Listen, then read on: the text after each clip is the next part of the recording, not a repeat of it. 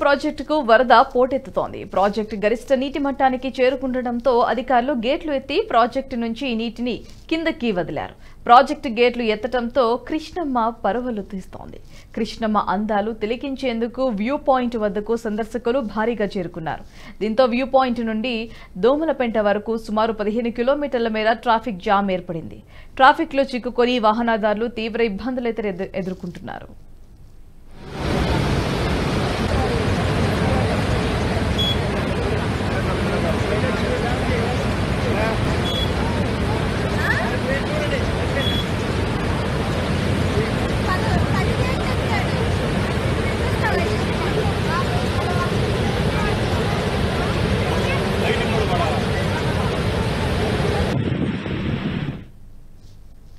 అటు శ్రీశైలం ఆలయానికి కూడా భక్తులు పోటెత్తారు. శ్రీశైలం జలాశయ అందాలను చూసేందుకు వెళ్లిన సందర్శకులు అటుగా ఆలయానికి వెళ్తుండటంతో భక్తుల సంఖ్య పెరిగింది. దీంతో స్వామివారి దర్శనానికి భక్తులు గంటల తరబడి వేచి ఉన్నారు. ఉచిత దర్శనానికి 4 గంటలు, టికెట్ దర్శనానికి 2 గంటల సమయం పడుతోంది.